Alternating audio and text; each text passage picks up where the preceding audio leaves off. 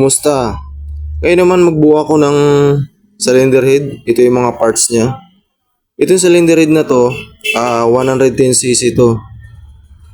Itinuturo ko na rin ito sa iyo kasi kung ang motor mo ay 100 to 110cc, swak yan dito. Parehas na parehas, walang pinagkaiba tulad ng Honda Wave, XRM 110, SYM, Oracle, basta 100 to 110cc, swak na swak yan dito sa tutorial na to. At ituro ko na rin sa iyo kung ano yung mga pangalan sa mga parts na to dito sa loob ng cylinder head. Pero bago po ang lahat, bago tayo magsimula, please subscribe, i-hit mo yung notification bell para updated ka palagi sa mga videos na i-upload ko tulad nito. Marami tayong mga tutorial videos dito sa YouTube channel na to. Mamili na lang kayo kung anong mga gusto nyong malalaman dito sa pag-ayos ng motor o troubleshooting sa mga motor. Magsimula na tayo.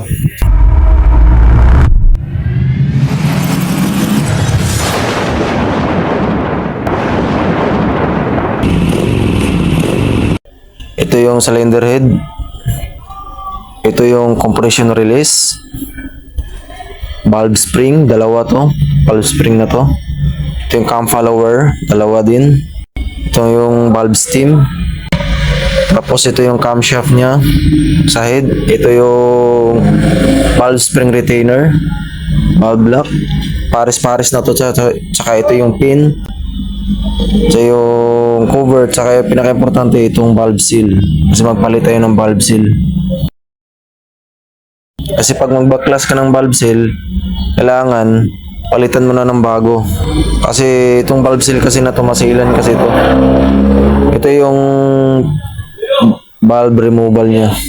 Itong gagamitin natin para mailagay natin yung valve lock. Itong dalawa na to. Ito yung rubber na to. Isapin muna natin ito pang samantala dito. Yan. Dapat dito to siya nakalagay.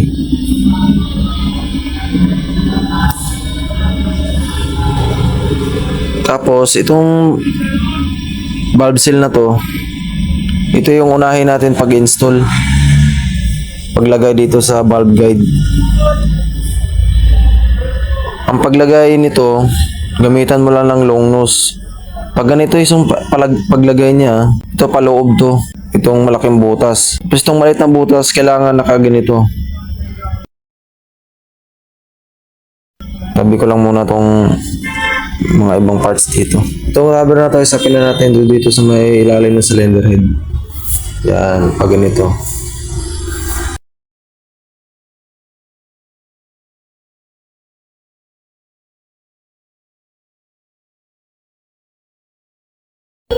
Ito na yung valve seal. Yan. Pag ganito lang yung ginagawa ko, pag maglagay ako ng valve seal.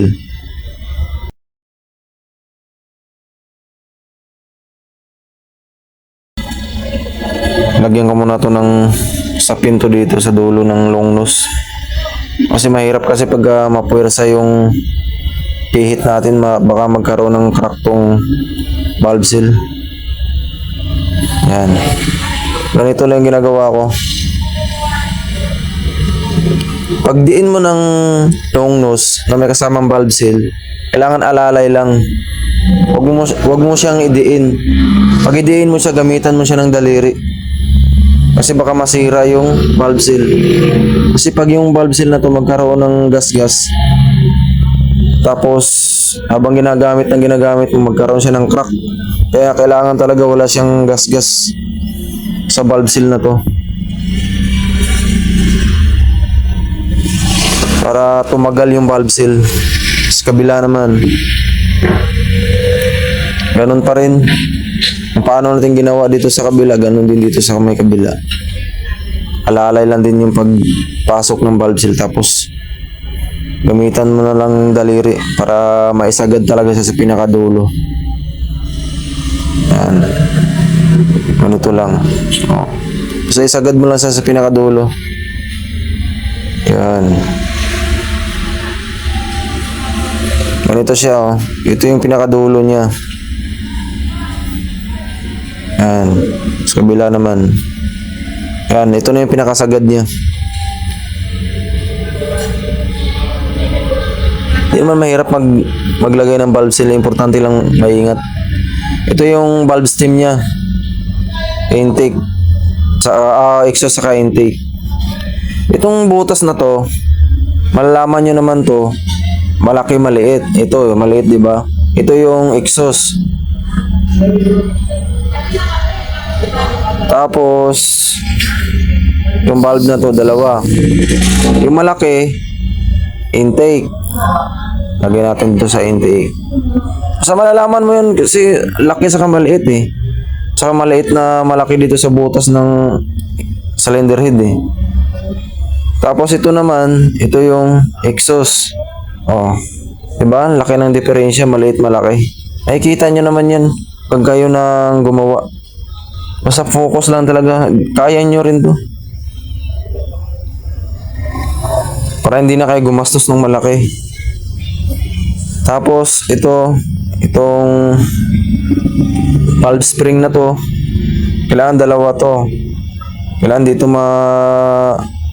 hiwalay itong isang maliit kasi magkaroon ng problema pag hiwalay ito ng maliit.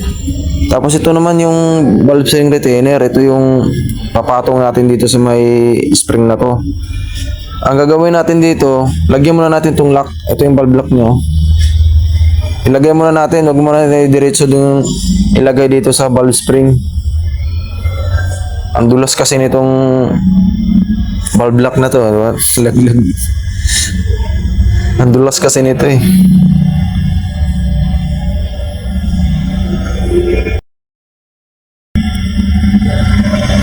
Hindi nyo kasi kita eh.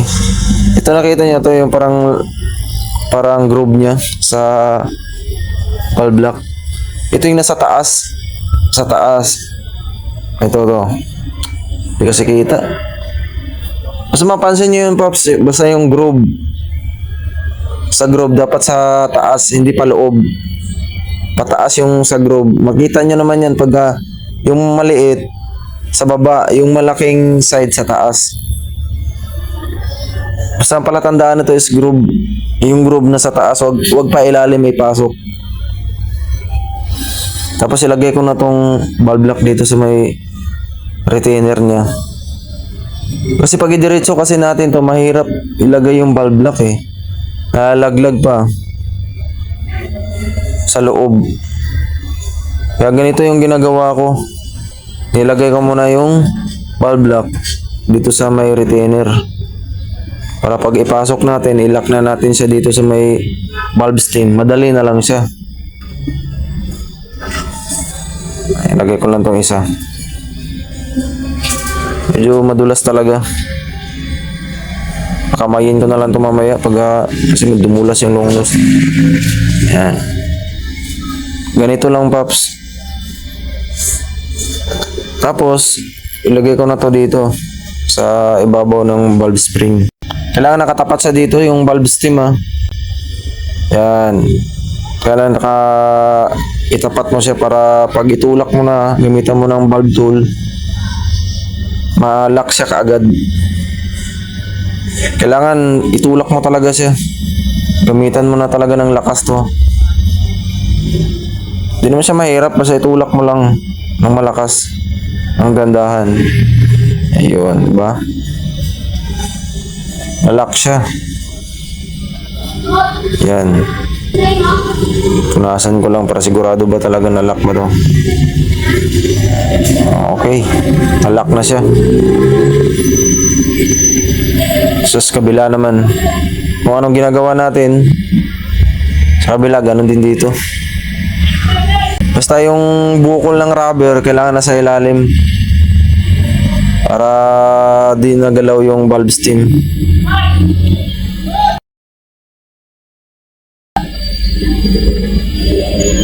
Ilagay ko na tong valve lock dito sa may valve retainer. Pulutin ko na lang. Ay, dumudula sa long nose eh. Mas mabilis pagka pinupulot. Pagka daliriin. Yan. Bigay ko lang muna tong spring. Yan. Ganun pa rin yung gagawin natin. Basta itapat mo yung valve stem dito sa may valve lock. Yan. Yan. Dapat pa ganito talaga. Para malak siya kaagad pag itulak mo. Sa idiin mo lang siya ng idiin. Yan. Diba? Lock na siya. Basta double check mo lang kung nalock ba siya ng maayos. Makikita mo naman yan pagka ikaw nang gumawa eh. O dito. May groove kasi yan siya dito. Pagka pumasok sa groove niyo, wala nang kawalayan. Tapos ng mga parts na to, ito yung susunod natin. Unahin muna natin tong compression release. Itong compression release na to, pag ganito yung lagay niya. Hindi pag ganito ha. Dapat pag ganito. Ito yung palatandaan niya. Yan. Pag ganito dapat. Huwag na huwag itong magkabaliktad kasi magkaroon ka ng problema. Tapos ito naman yung camshaft niya. Check mo rin to kung may tama bago mo ibalik. Kasi napaka-importante itong camshaft na to. Ito yung nakita mo tong palatandaan na to, yung parang bilog na maliit na butas. Yan, ituturo ko sa yan para saan talaga yan. Pero dalaw yan talaga ng oil yan. Pero halimbawa ko lang para ma-timing tong camshaft na to. Yan. Ipasok ganito lang pagpasok, itulak lang naman yan para may pasok. Nakita mo to, itong bilog na to na maliit. Itapat mo siya dito, oh. Yan, itapat mo siya dyan. Ibig sabihin nito is ita-timing natin itong camshaft. Kasi pag hindi mo ito ma-timing, magkaroon ka ng problema sa makina. O, aandar pero uurong ang andar na makina tapos biglang namatay. Kaya kailangan na sa timing yung camshaft na to. Bago mo siya isalpak sa makina. Tapos itong pin na to, ito yung thread niya, kailangan nasa labas. Lagyan ko lang ng tornilyo. Pag ganito siya, oh, dito, sa butas na to, oh, shoot mo siya. Yan. Dapat pag ganito, kaya nasa labas yung thread. Tapos ilagay na natin yung compression release dito sa butas na to, shoot lang natin. Yan. At pag ganito yung lagay ng compression release, wag na wag talaga itong baliktarin itong compression release na to, kasi pag mabaliktad mo kasi to, hindi to aandar. Aandar din siya pero sobrang tagal. Kaya mag-ingat ka talaga nito sa compression release na to. Pag ibalik mo na, lagyan ko lang ng pang-alalay kasi bumababa yung compression release. Yan. Para mailagay natin yung cam follower. Ito yung cam follower niya. Yan. Ito yung pandang slide sa camshaft. Ang ganitong design na cam follower, ito yung slide type. Kasi dalawa kasi yung cam follower na type eh. Mayroong roller at saka slide type. Yan, nailagay ko na tong pin. Yan.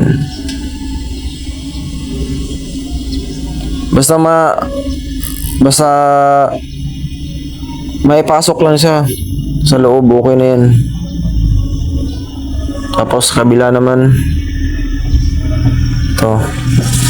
Hindi naman siya mahirap magbalik ng mga parts dito sa cylinder head. Kailangan mo lang ng konting aral para makuha mo yung mga dapat mong gawin. Kailangan talaga alamin mo muna bago mo siya gawin para di ka magkaroon ng problema.